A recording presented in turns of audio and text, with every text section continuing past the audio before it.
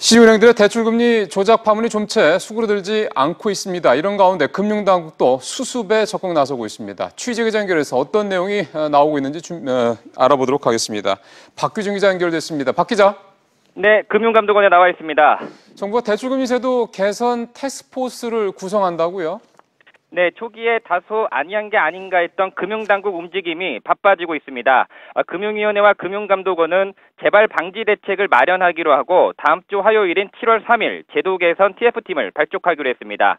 금융위와 금감원, 은행연합회, 금융연구원 등이 참여하고 금융위 금융정책국장이 팀을 지휘합니다.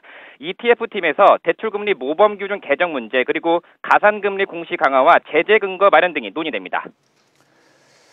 근데 박 기자도 잘 아시겠습니다만 이번에 대출금리 조작 사건과 관련해서 지금 비판 여론이 가장 높은 부분이 바로 은행들에 대한 마땅한 처벌 수단이 없다, 근거가 없다 이런 얘기 아니겠습니까? 이 부분 혹시 논의가 이루어집니까?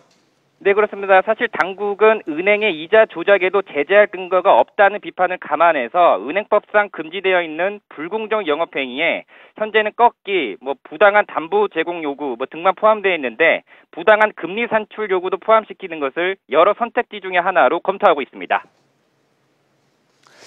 박 기자, 근데 이번 사태를 두고 금융위와 금감원 이 두 기관 사이에 온도차가 있다는 지적이 있던데 이게 무슨 얘기입니까?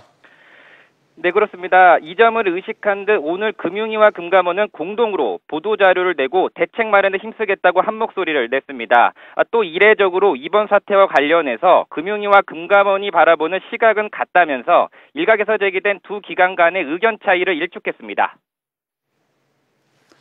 근데 이런 대출금리 조작이 은행들에게서만 일어나지는 않았을 것이다. 다른 데도 분명 이금융이나 다른 데도 있을 것이다. 이런 얘기가 있어서 금융당국이 조사를 다른 데까지 더 확대하는 게 아니냐 이런 얘기가 있는데 실제로 어떻습니까, 전망이?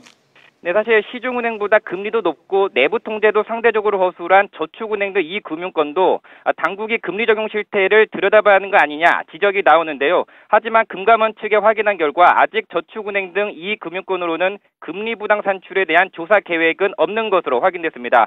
다만 금감원은 저축은행들이 금리 산정 관련 세부 내용을 내규에 제대로 반영하고 있는지를 오는 9월에 저축은행 14곳을 대상으로 검사한다는 계획입니다. 지금까지 금감원에서 SBS CNBC 박규준입니다.